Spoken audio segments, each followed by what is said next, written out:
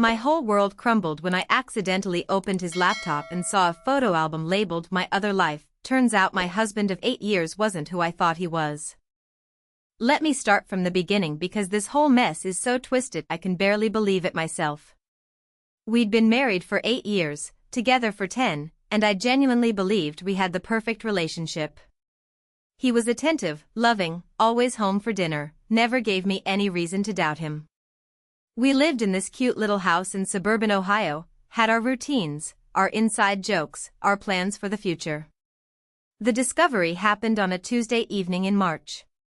He was in the shower and his laptop was sitting open on the kitchen counter, which wasn't unusual. He often worked from home and left it wherever he'd been using it. I was just trying to close it to move it out of the way while I was cleaning up after dinner when I noticed the screen.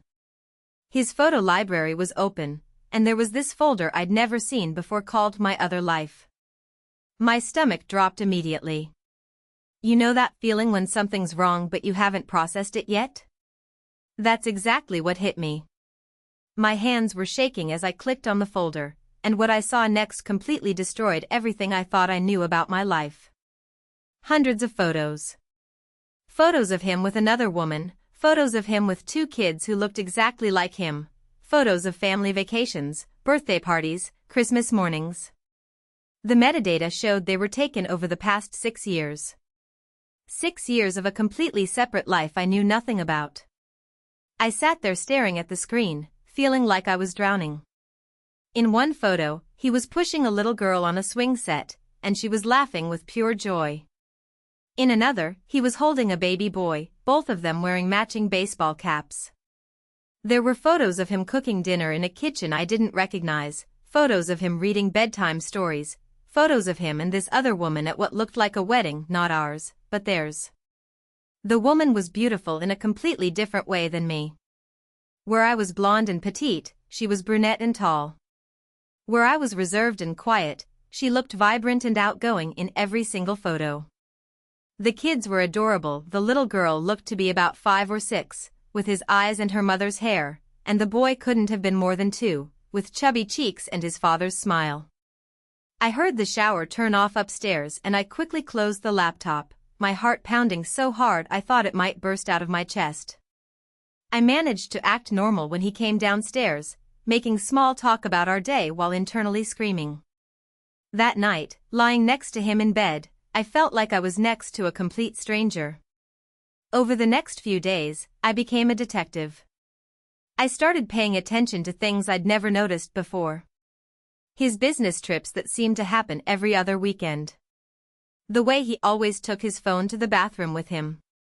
The fact that he never wanted to travel anywhere near Pennsylvania, which I now realized was probably where his other family lived based on some of the photos I'd seen with license plates in the background.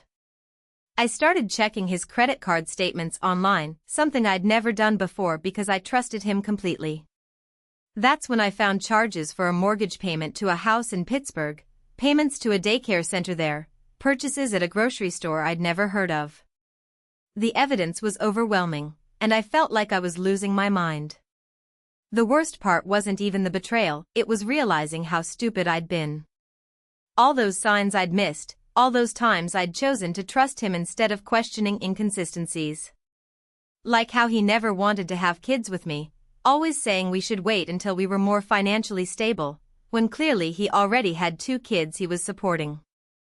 Or how he'd sometimes slip and mention places he'd been or things he'd done that didn't match up with what he'd told me.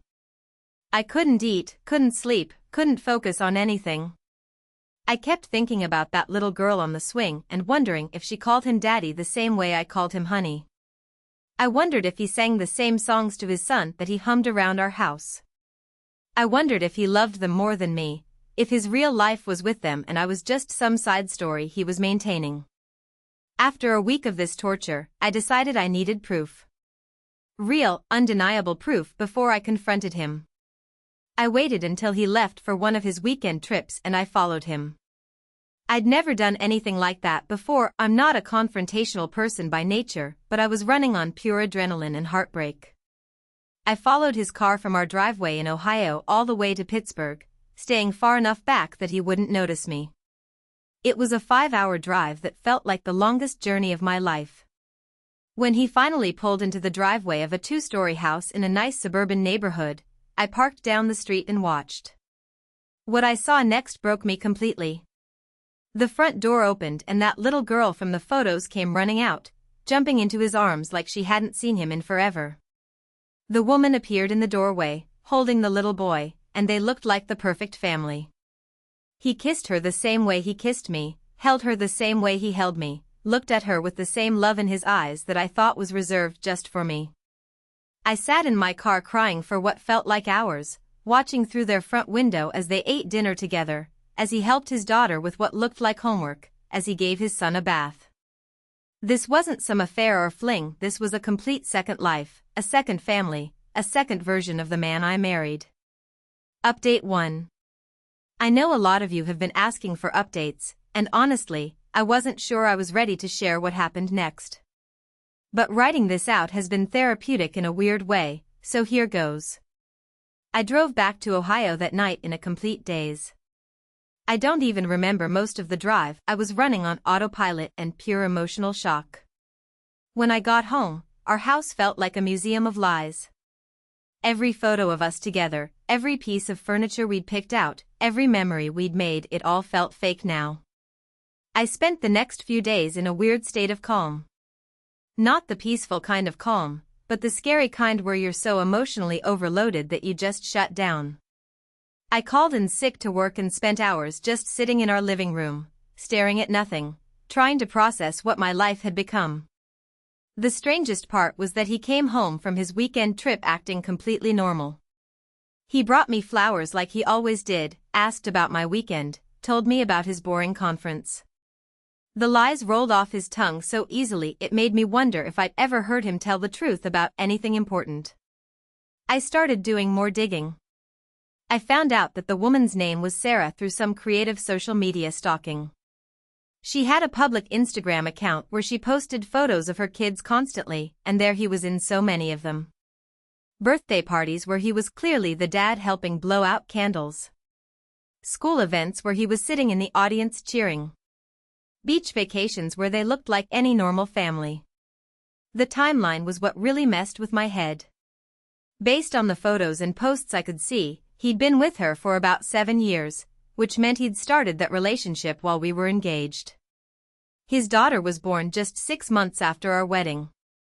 While I was planning our honeymoon and dreaming about our future together, he was preparing to become a father with another woman. I found their marriage certificate online. They'd gotten married in a small ceremony in Pittsburgh just 3 years ago, which meant he was legally married to both of us. I was married to a bigamist, and I didn't even know if our marriage was legally valid.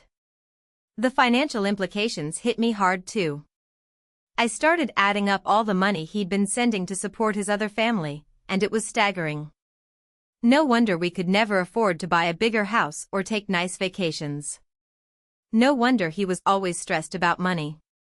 He was essentially supporting 2 families on 1 income, and I'd been completely oblivious to where half our money was going. I also realized why he'd been so adamant about keeping our finances mostly separate. He'd convinced me it was more modern and independent, but really it was just easier for him to hide his double life. I had access to our joint checking account but not his personal accounts, and now I understood why. The worst part was looking back at all the times I'd suggested we move somewhere else or take trips to different states, and he'd always had reasons why we couldn't. He'd built this elaborate system to keep his 2 lives separate, and I'd unknowingly been helping him maintain it by being the understanding wife who didn't push too hard when he said no to things. I started having panic attacks. Real ones, where I couldn't breathe and felt like I was dying.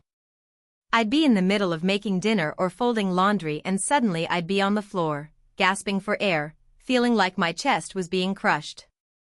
The weight of the deception was physically crushing me.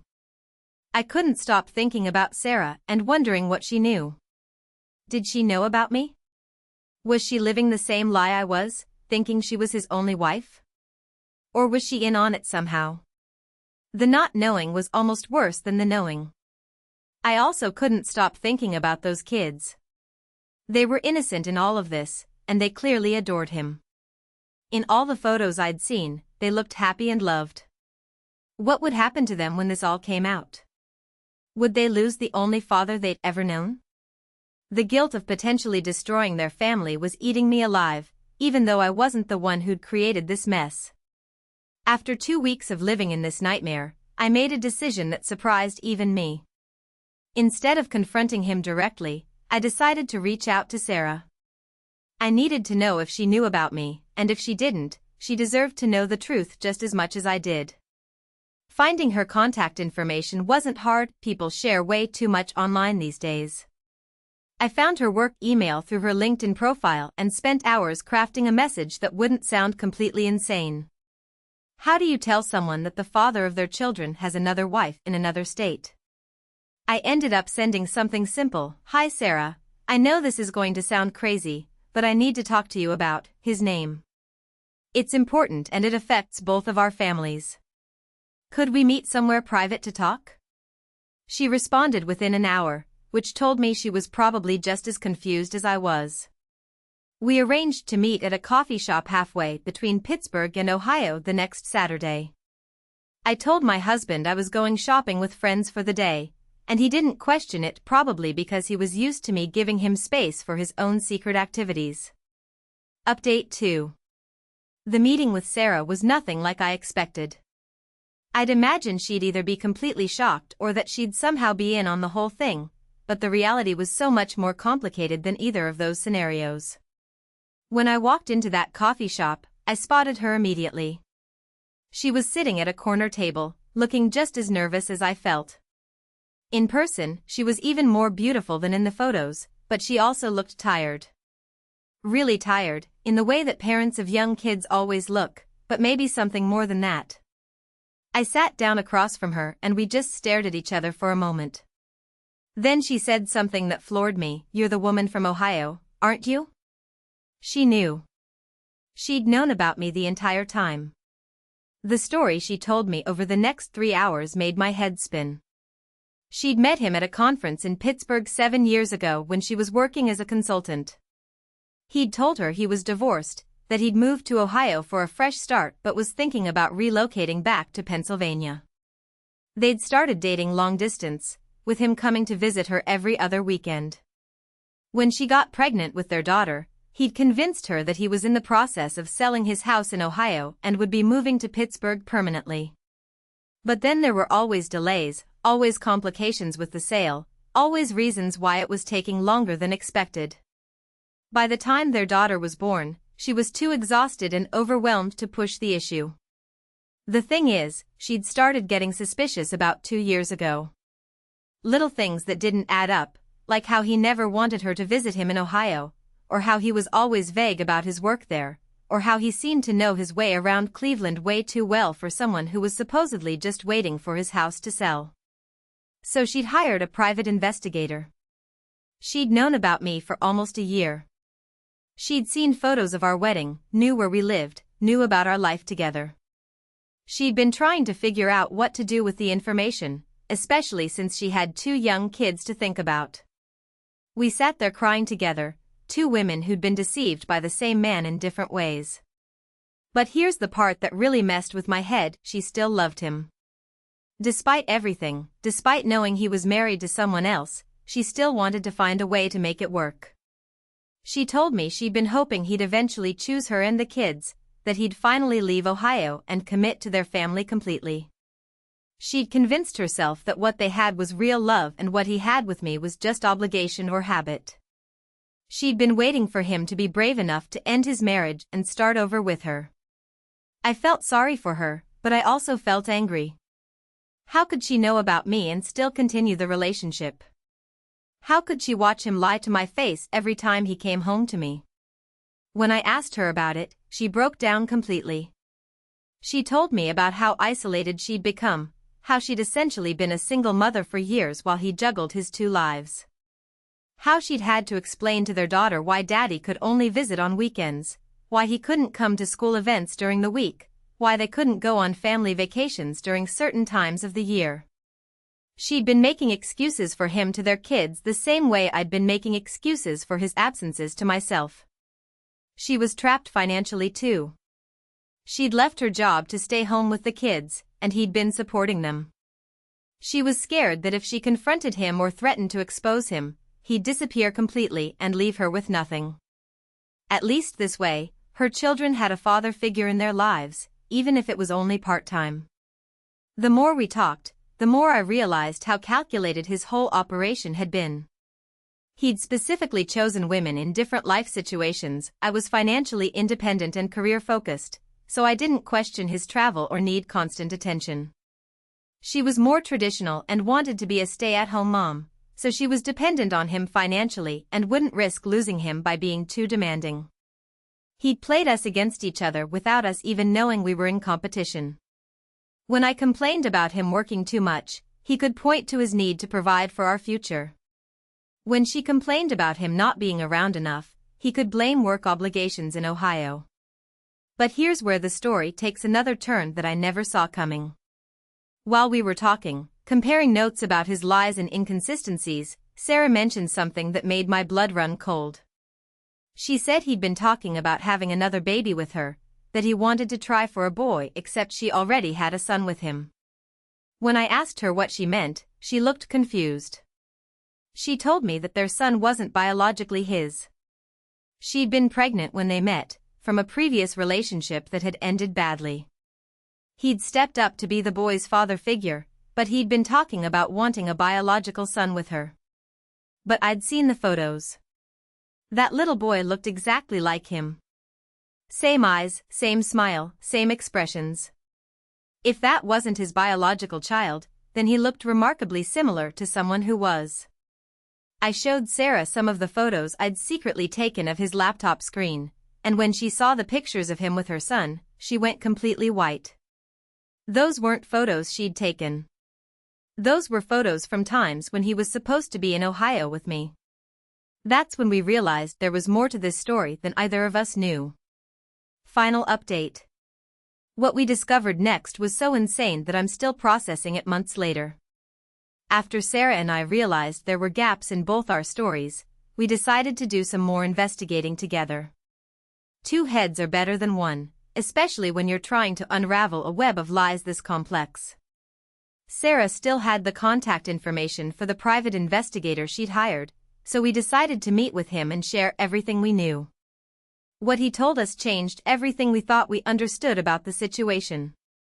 There wasn't just one other family. There were three.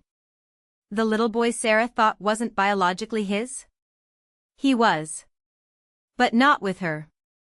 There was another woman, in another state, who'd had a son with him 3 years ago. Sarah had been raising this child thinking he was from her previous relationship, but the timeline didn't match up. Her ex-boyfriend had been deployed overseas when she would have gotten pregnant.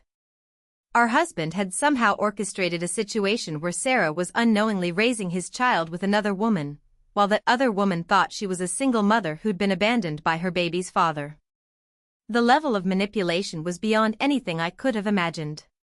The investigator had found evidence of at least 2 other women he'd been involved with long-term. One in Michigan who'd had a daughter with him 4 years ago, and another in Kentucky who was currently pregnant.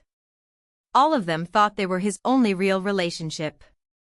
All of them had different stories about why he couldn't be around full-time. The Michigan woman thought he was in the military and deployed most of the time.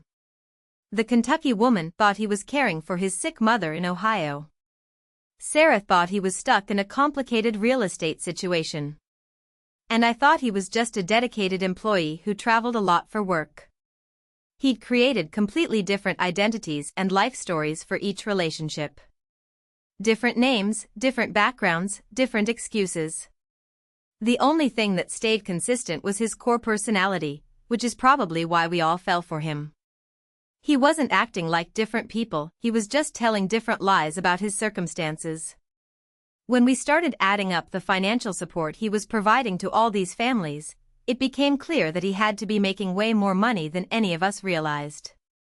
The investigator found evidence of multiple income streams, including some business dealings that might not have been entirely legal. That explained how he could afford to support multiple families while still maintaining the lifestyle he had with me. Sarah and I decided we had to confront him together. We planned it carefully. She would ask him to come to Pittsburgh for the weekend like usual, but this time I would be there waiting when he arrived.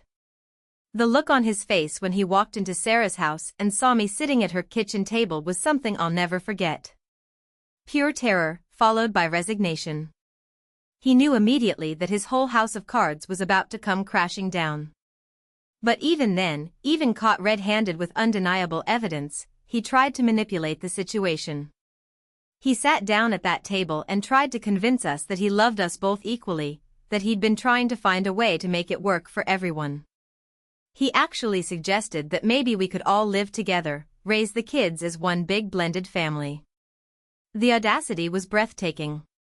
Here was a man who'd been lying to multiple women for years, who'd been psychologically manipulating all of us, who'd been playing with our lives and our children's lives like they were pieces in some game, and he thought he could charm his way out of it. Sarah and I had already decided what we were going to do. We'd contacted the other women through the investigator, and we were all planning to take legal action together. Bigamy is illegal, fraud is illegal, and some of his business dealings were definitely illegal. But before we got the authorities involved, we wanted to give him a chance to do the right thing. We wanted him to end all the deception voluntarily, to start paying proper child support through the courts instead of under the table, to submit to DNA testing for all the children involved, and to get out of all our lives permanently. He refused. He actually had the nerve to get angry with us, to act like we were the ones being unreasonable. He accused us of violating his privacy by investigating him, of conspiring against him, of trying to destroy his life out of jealousy. That's when I knew that the man I'd loved for 10 years had never really existed. The person sitting across from me was a stranger who happened to look like my husband. Everything I'd thought I knew about him, every memory we'd shared, every moment I'd treasured, it was all built on lies. We called the police that night. Within a week, he was arrested on multiple charges including bigamy, fraud, and tax evasion. The investigation revealed even more victims. Apparently we weren't the only ones who'd been completely fooled by his act. The legal proceedings took months, and they were brutal. Having to testify about the most intimate details of my marriage, having to explain to strangers how I could have been so naive, having to see him in court looking like the victim instead of the perpetrator, it was almost as traumatic as discovering the truth in the first place. But something unexpected happened during those months. Sarah and I became real friends. We supported each other through the legal process, helped each other figure out how to rebuild our lives, and our kids started playing together when we'd meet up. We'd both been isolated by his manipulation, and finding each other was like finding a lifeline. The other women joined our support network too. We created a group chat where we could share resources, vent about the legal process, and celebrate small victories. We called ourselves the Survivors Club, and honestly, having that community of people who truly understood what we'd been through was more healing than any professional help could have been. He was eventually sentenced to 5 years in prison. The judge was particularly harsh because of the number of victims and the psychological damage he'd caused.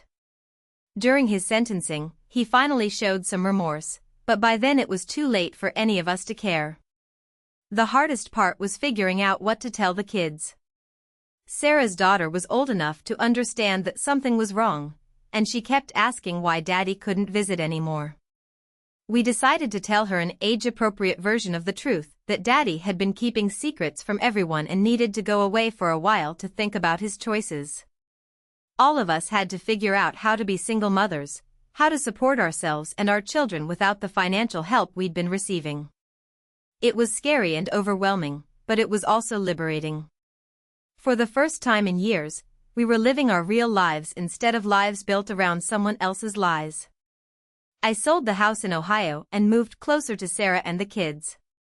We found a duplex where I could rent one side and she could rent the other, so we could help each other out with childcare and expenses. It wasn't the life I'd planned, but it was honest, and after years of deception, honesty felt like the most precious thing in the world. Looking back now, I can see all the red flags I missed, all the times I chose to trust instead of question, all the moments when my intuition was screaming at me but I ignored it because I wanted to believe in the fairy tale. I'm not angry with myself anymore for being deceived. He was clearly very good at what he did, and all of us were just trying to love someone we thought deserved it. The experience taught me that trust has to be built on evidence, not just feelings. That love without honesty isn't really love at all. And that sometimes the most devastating betrayals come from the people who seem the most trustworthy. I'm dating again now, slowly and carefully. I know I have trust issues to work through, and I'm not sure I'll ever be able to love someone with the same innocent faith I had before. But I'm also stronger now, more aware of my own worth, more protective of my own peace of mind. Sarah and I often talk about how we survived something that could have destroyed us, and how we found friendship and family in the aftermath of betrayal. Her kids call me Aunt now, and they're some of the best parts of my life. We're not the families any of us planned to have, but we're real, and we're honest, and we're enough. The man I married was a fiction, but the life I'm living now is completely real. And after years of unknowingly living a lie, real feels pretty amazing.